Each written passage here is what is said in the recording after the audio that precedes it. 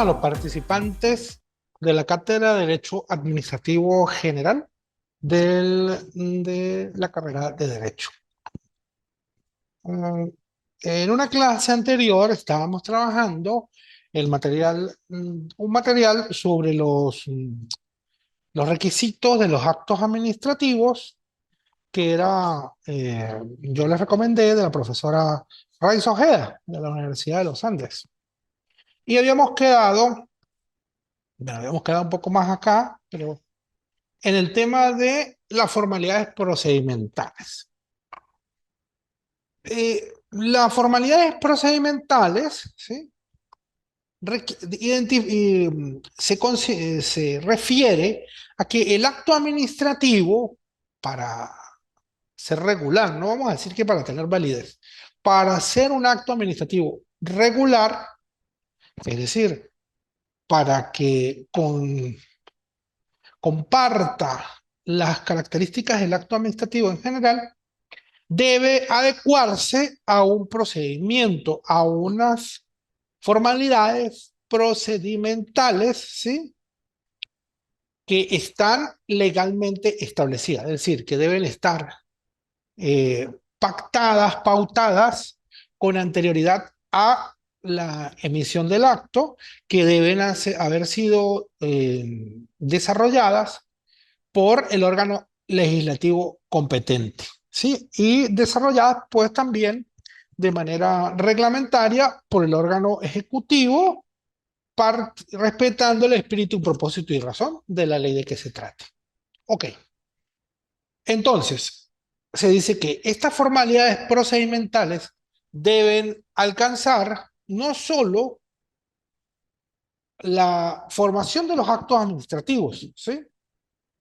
Eh, sino también, que es el procedimiento administrativo, sino lo relacionado a la impugnación de los actos administrativos. ¿Por qué a la impugnación de los actos administrativos? Porque existe un procedimiento administrativo constitutivo de los actos administrativos, ¿sí? Que parte, supongamos, de una solicitud, un requerimiento, puede también ser a instancia de parte, de oficio, quiero decir, puede procederse de oficio, pero supongamos un requerimiento a instancia de parte de un administrado, va hacia al momento en que si de repente se deben hacer citaciones, si es algo donde hay otra parte, ¿sí? El lapso probatorio que conlleva la admisión de las pruebas, la evacuación de las pruebas, la presentación de informes, y la conformación del acto administrativo en sí mismo. Pero también debemos considerar en este momento que el acto forma parte de esas formalidades procedimentales, lo relacionado a los recursos. ¿Los recursos cuáles son? Los remedios procedimentales que tiene el contribuyente, el administrado, para eh, recurrir el acto administrativo una vez que el mismo ha salido y ha sido ha sido emanado de la voluntad de la administración, y el mismo, emanado de la voluntad de la administración, es considerado por el solicitante, por el particular, por el destinatario, como un acto que no se adecua, primero, a sus intereses y segundo, al derecho. Entonces debe haber la posibilidad de recurrirlo, es decir, de llevarlo a una instancia superior. En este caso, que sería, estamos en la instancia administrativa, sería el superior jerárquico. Ok, bueno, entonces, la Corte Suprema de Justicia, extinta Corte Suprema de Justicia, pero que pues sus dictámenes jurídicos, si bien no son vinculantes, solo son vinculantes los de la Sala Constitucional, sí constituyen un acervo cultural, procedimental, teórico relevante para el ejercicio del derecho en Venezuela. Porque se piensa que con la creación del Tribunal Supremo de Justicia, prácticamente todo lo obrado por la Corte Suprema de Justicia quedó sin efecto, pero en cuanto a que hay una nueva constitución y en cuanto a que hay algunas normas, pero por lo menos normativas, como procedimiento administrativo, en procedimiento administrativo genérico, que contiene una ley anterior, pues, una ley anterior a la Constitución y a la creación del Tribunal Supremo de Justicia, sí puede ser considerado una fuente de derecho desde el punto de vista teórico bastante interesante. Bueno, como decía,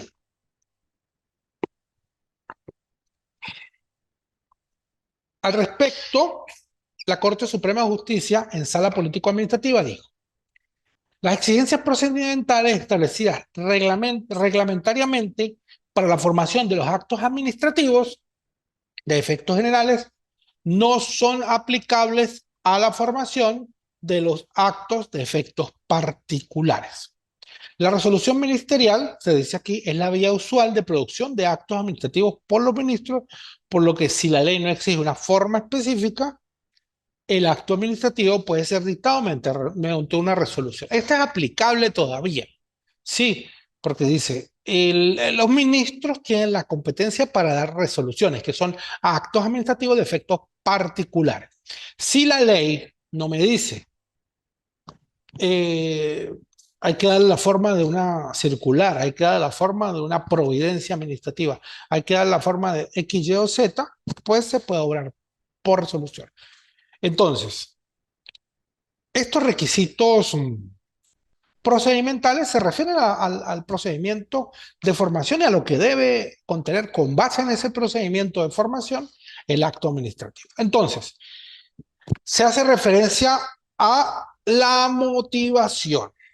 Artículo 9 de la Ley Orgánica de Procedimientos Administrativos, que establece con un carácter general el requisito de motivación del acto.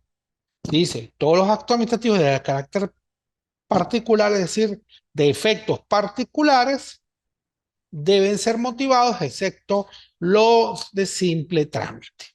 Y a tal efecto, agrega el artículo 9 que en esa motivación debe hacerse referencia a los fundamentos de hecho y a los fundamentos de derecho. ¿Qué quiere decir eso? El acto administrativo debe contener las directrices que orientaron al órgano administrativo para tomar la decisión de que se trate. Es decir, debe revisar los elementos del mundo de los hechos, los elementos del mundo fáctico, de conformidad con los cuales se emitió el acto administrativo. Entonces, el, el, la, el organismo administrativo debe prever, debe establecer cuáles fueron los hechos que él consideró probados, que existían y que concordaban con una base jurídica establecida en una normativa. Entonces, los elementos de hecho, los elementos de hecho de la motivación también requieren un tratamiento especial. ¿Por qué? Porque yo puedo decir, bueno, la persona solicitante de determinada era venezolana, era titular del derecho de propiedad, era mayor de 18 años y podía disponer de determinadas bien porque era soltera, o bueno, era divorciada y ya había realizado la separación de bienes y el bien del que es propietario le había sido asignado. Ok, yo puedo afirmar todo eso, supongamos que para referirme a una venta que me está haciendo un particular al municipio, sí, supongamos, de un terreno. Ajá, pero para yo decir, afirmar todos estos hechos, que es venezolano, que es mayor de edad, que es titular, que es divorciado, ¿qué debo contener? ¿Qué debo manejar? Debo manejar elementos probatorios suficientes que me permitan determinar sin lugar a duda que la realidad de los hechos es tal cual yo la estoy afirmando. Entonces, debo manejar elementos probatorios. Supongamos, ¿cuál es la prueba del derecho de propiedad? Un título registral. ¿Cuál es la prueba del nombre de la persona, de la nacionalidad, la prueba primaria, la cédula de identidad, puede ser, yo ya la vi. Para decir que es mayor de edad, pues igual la cédula de la identidad. Para decir que él es divorciado y que ese bien del cual era propietario en comunidad ya fue liquidada la comunidad y le fue asignado a él, bueno, también, tanto la sentencia de divorcio como el documento contentivo de la partición judicial o extrajudicial de que se trate. Es decir, es un ejemplo, digamos, es un ejemplo, un decir, ¿no? Entonces, este ejemplo determina que para que la motivación de, de hecho del acto administrativo sea correcta, debe la administración manejar los elementos probatorios correspondientes, necesarios, específicos, pertinentes sobre todo para determinar sin lugar a duda de qué estamos hablando, de que lo que estamos hablando está apegado a la realidad.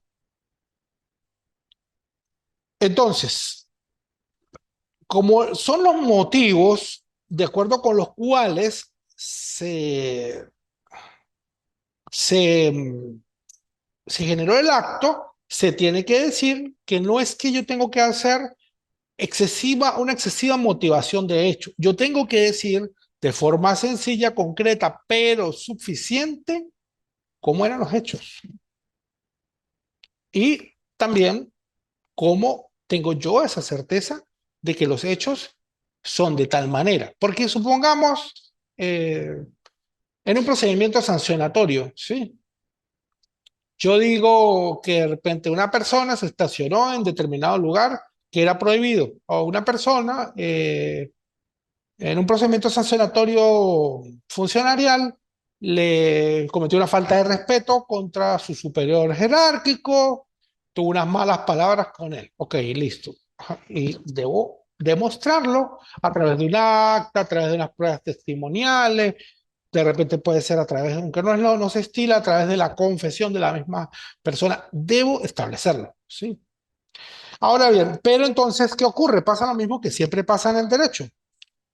Yo tengo los hechos, pero debo buscar, entonces, cuando yo los tengo bien plenamente establecidos, tengo que buscar la norma en la cual se subsume. Entonces, debo decir, bueno, en virtud de que la persona cometió una falta de respeto, le dijo a su superior jerárquico X, Y o Z, X, Y o Z, son unas palabras malsonantes en este caso, lo empujó, etcétera, etcétera, etcétera, procede una causal de destitución establecida en el artículo tal, numeral o literal tal de la ley del Estatuto de la Función Pública. ¿Sí? Esto encuadró dentro de esa causal. Se parece mucho al silogismo jurídico, pero igualito. La motivación de los actos administrativos no es más que un silogismo jurídico, una, una un núcleo de los hechos, un núcleo normativo y una consecuencia jurídica que se deriva de contrastar los hechos con el derecho. Con respecto a la motivación, decía también la extinta Corte Suprema de Justicia en sala político-administrativa lo siguiente. La motivación del acto administrativo consiste en la expresión de los motivos de hecho o de derecho que haya tenido el autor para producir el acto.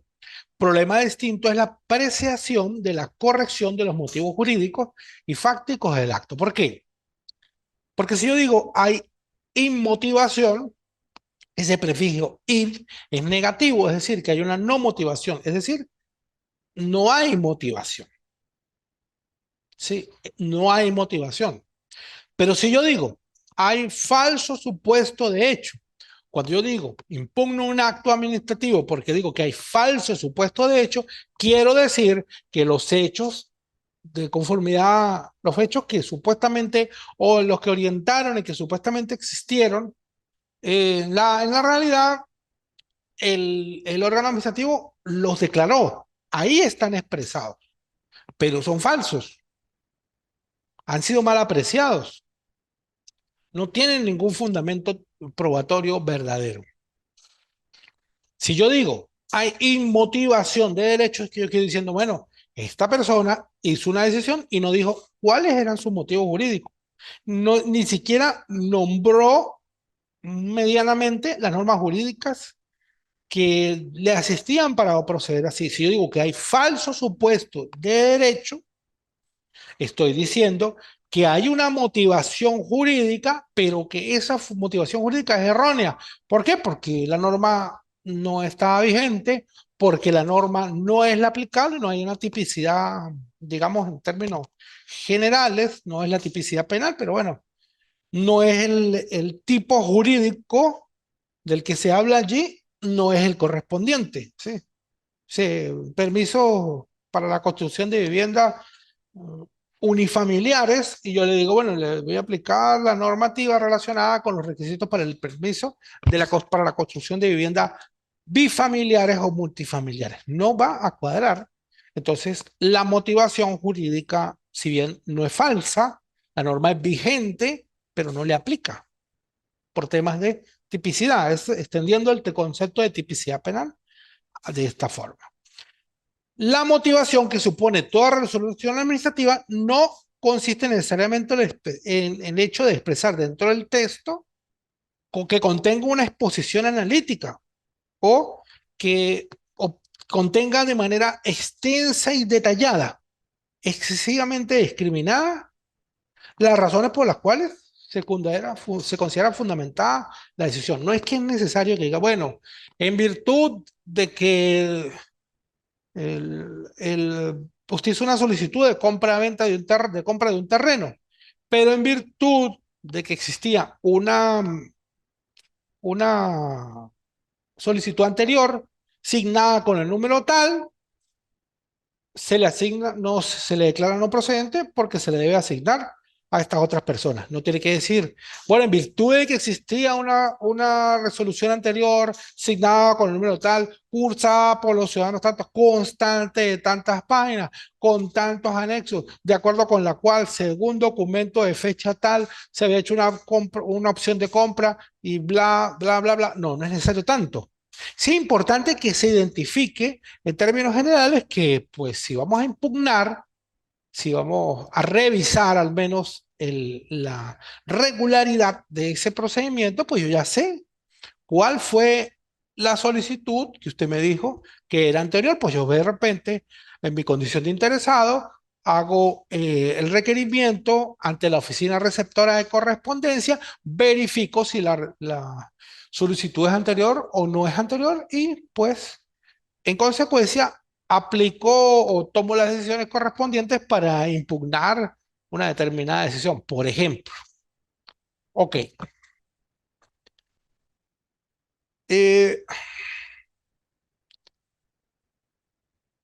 dice aquí, recientemente, ni tan recientemente, se ha resumido el conjunto de nociones implicadas en la motivación del acto administrativo de la siguiente manera. Esto es una decisión de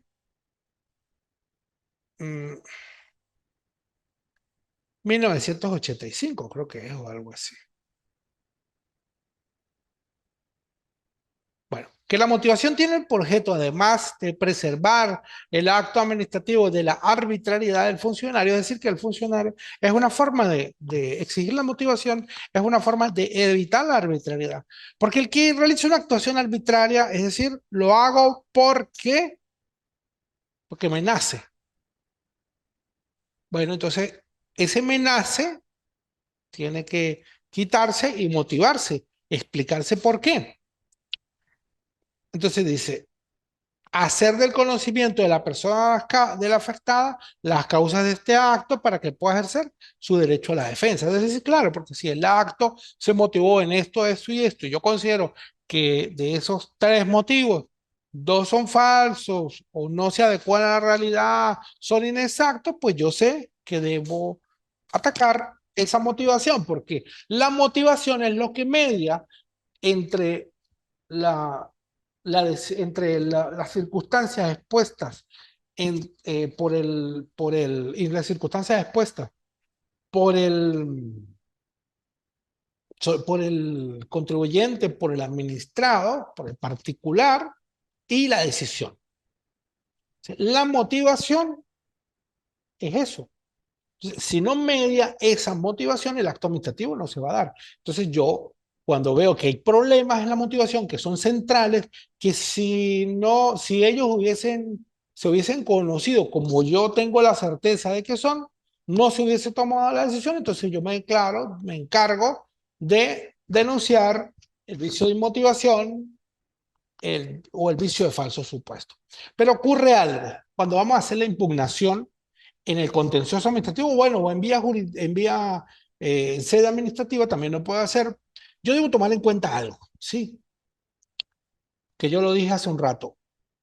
El acto administrativo o tiene motivación o no tiene motivación. Entonces, yo no puedo decir, resulta que denuncio el vicio de inmotivación de una decisión girada en mi contra, en la cual me acordaron una amonestación escrita. Puedo decir, no, no está, hay motivación de todo tipo, de los hechos y del derecho. Y sin embargo, también le debo decir que el supuesto aplicado en mi contra no me correspondía por esto y por esto. Entonces, si yo digo, hay motivación y digo, hay falso supuesto, se entiende que el recurso o la acción mía o mi solicitud es incongruente, está viciada de incongruencia y es un recurso que se tiende a sí mismo. ¿Por qué? Porque de acuerdo al principio de contradicción de la lógica jurídica, ¿qué quiere decir?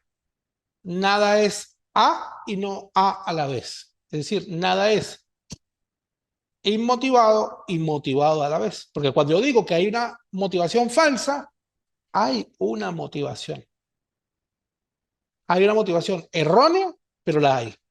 Entonces yo no puedo afirmar, no hay motivación y la motivación es falsa. Mucho cuidado en una impugnación de un acto administrativo con incurrir en ese vicio que en mi práctica profesional lo he visto yo bastante y impugnarse y bueno, perderse un procedimiento solamente por esa circunstancia. Bueno, ese es un requisito de forma, de una formalidad. Otro de los requisitos de forma establecido por la Ley Orgánica de Procedimiento Administrativo es la exteriorización del acto. ¿Qué es la exteriorización del acto? Es un requisito necesario para el ejercicio del derecho a la defensa y para que valga el acto administrativo. El artículo 18 dice los requisitos que debe contener el acto administrativo en su formación, al indicar que debe contener. Primero, el nombre del ministerio u organismo al cual pertenece el órgano que dicte el acto. Segundo, el nombre del órgano que dicte el acto. Tercero, el lugar y la fecha donde el acto es dictado. Cuarto, el nombre de la persona u órgano a quien va dirigido. Quinto, la expresión sucinta de los hechos y razones alegados y los fundamentos legales del acto, que es la motivación. Sexto, la decisión correspondiente. Séptimo, el nombre del funcionario o de los funcionarios que lo suscriben con la indicación de la titularidad con que actúa, el cargo con que actúan, e indicación expresa cuando actúan por delegación del número y fecha del acto de delegación que le confirió la competencia y el sello de la oficina. Obviamente, aquí hay una diferencia digamos, de la entidad del requisito, porque si supongamos va todo allí, todo lo que se dijo, pero no va el sello de la oficina, yo pues si no, este acto es nulo de toda nulidad. No, no, no, porque pues, yo puedo llegar, mire, este acto no le pusieron el sello. Listo, ya estuvo. Tranquilo, vaya para, siga en paz. No, bueno, no es tan sencillo así, pero no es un requisito cuya inexistencia vaya a determinar que el acto administrativo no tenga validez. Pero si yo digo, no pongo el nombre del funcionario que lo suscribe, ni pongo la titularidad con que actúa. Digo, bueno, pero ¿quién realmente, quién tomó esta decisión contra mí? ¿Sí? O que se diga, que no diga la persona a la cual va dirigido. También es difícil pensar en estos casos que el acto pueda tener validez, porque mire, ahí hay una, le dicen a uno, ahí hay una, en un organismo público, hay una institución dirigida a un abogado. Para mí, ¿qué es usted? No, eso no procede así. Obviamente, esos requisitos de exteriorización son fundamentales porque si no concurren esos requisitos de exteriorización, pues no tenemos noticia de cuáles son las características del acto administrativo, cuáles son todos sus alcances y obviamente no podemos ejercer de manera cabal el derecho a la defensa.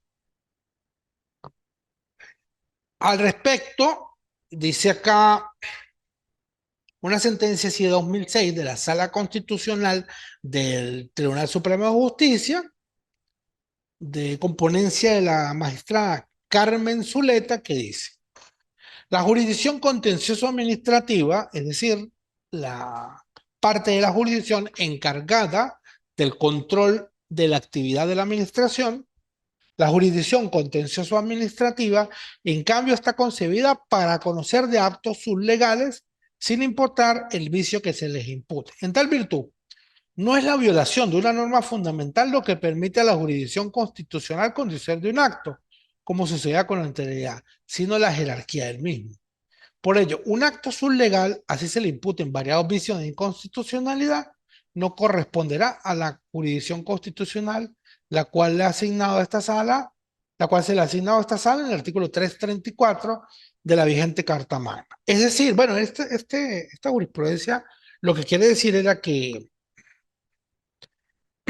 la sala constitucional, que es intérprete legítimo de la Constitución, no tiene competencia per se por el hecho de que se declare o se denuncie la existencia o la violación de un derecho fundamental. No, sino que la sala constitucional va a conocer, y bueno, eso es cuestión de revisar su competencia, pero la sala constitucional va a conocer de determinados actos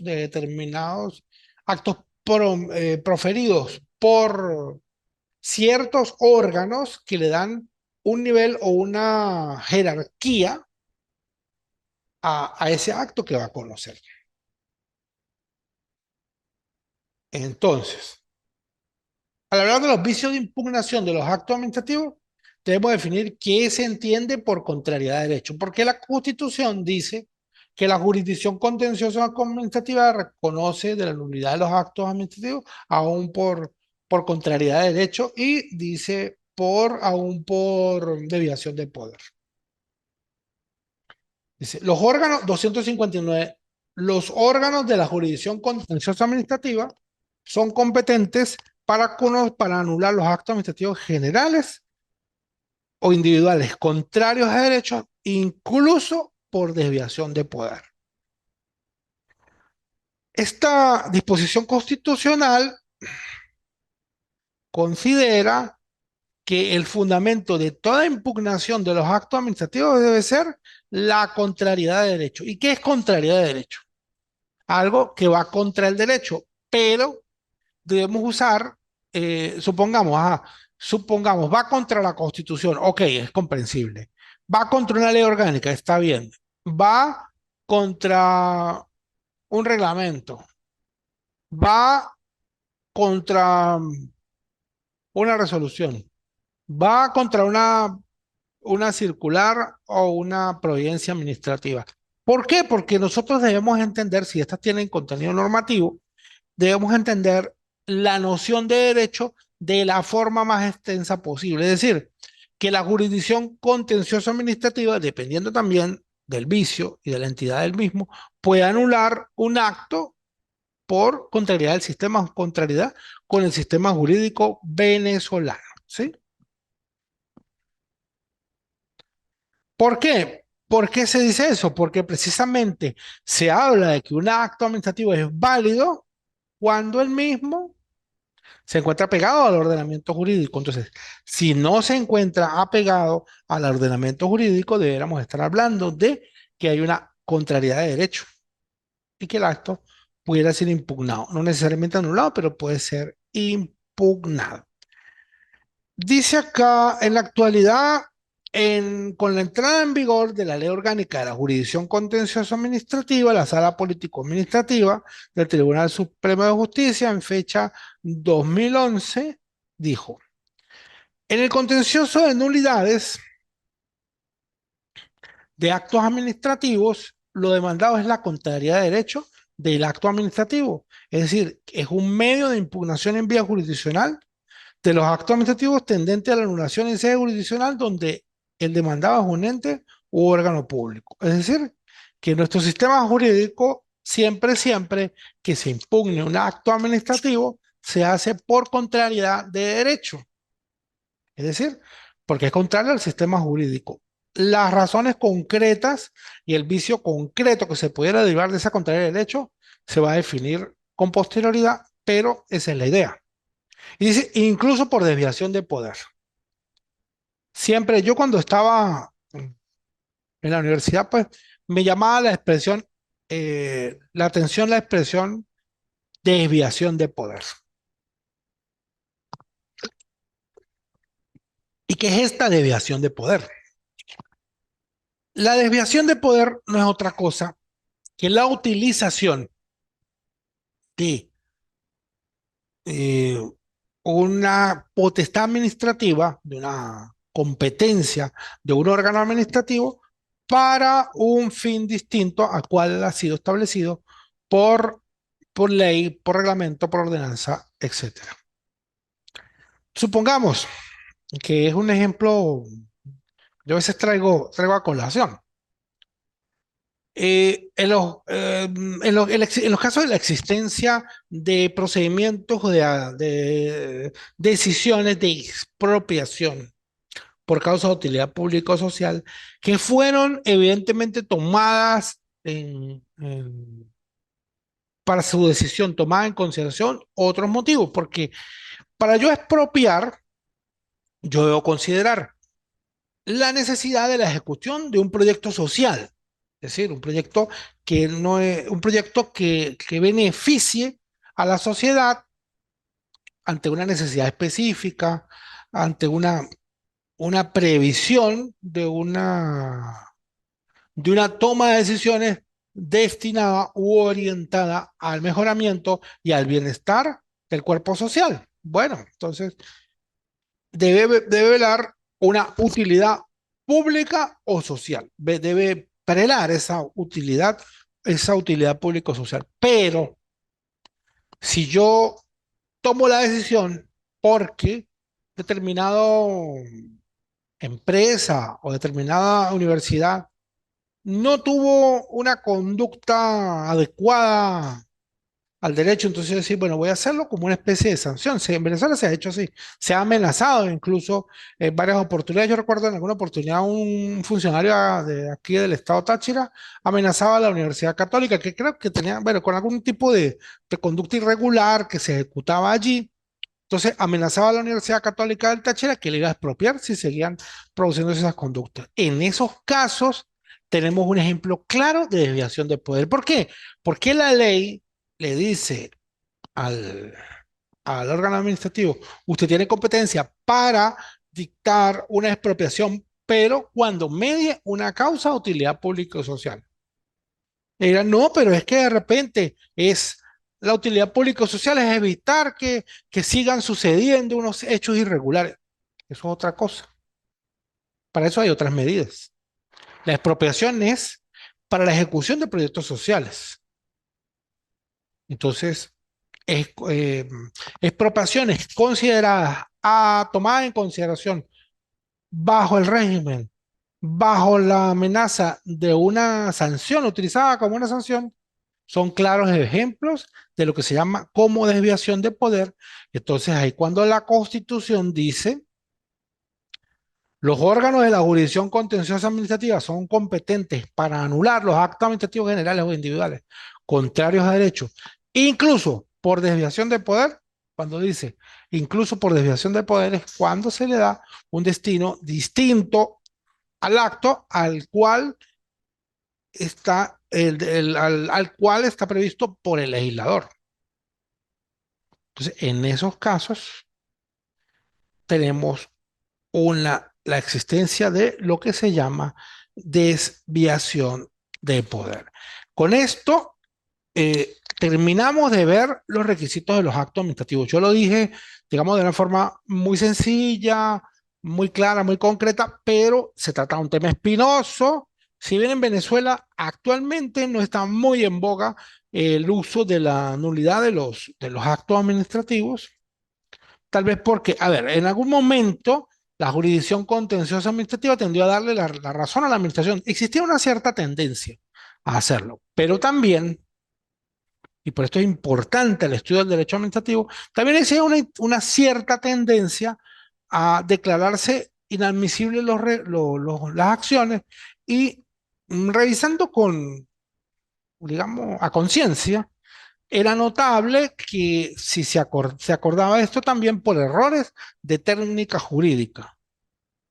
Entonces, es importante el estudio de los requisitos y de los vicios de los actos administrativos porque esa es la base para el control jurisdiccional de la actividad administrativa por medio de la jurisdicción contenciosa administrativa.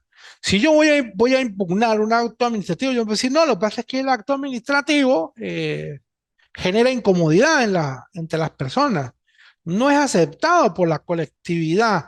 La colectividad se siente mal, va en contra de las razones culturales previstas en la comunidad. La comunidad no es la misma, ni sigue siendo la misma después de ese acto administrativo. Bueno, pero yo no puedo decirlo así, ¿sí? Es decir, si viola derechos, elementos culturales, yo debo sustentarlo en los elementos, en los derechos culturales establecidos en la Constitución de la República Bolivariana y buscar la forma de demostrar que allí hay un vicio de un acto administrativo, por X o Y razón. Es decir, cuando yo voy a hacer la impugnación de los actos administrativos, solamente voy a buscar la inexistencia de requisitos, la existencia de vicios, la contrariedad del derecho establecido tal cual como es. Entonces, esa es la idea. Si nos vamos con esas ideas claras en esta materia, contención, derecho administrativo general, estaremos bien. Estaremos bien formados y bien orientados hacia la consecución de mayores logros en el campo del derecho administrativo. Entonces, por ahora los voy dejando, voy a finalizar la reunión porque pues ya tenemos el tiempo reglamentario ya casi cumplido. Muchas gracias, jóvenes, y por favor, ya saben que se pueden comunicar conmigo ante cualquier duda, 0424-757-3750.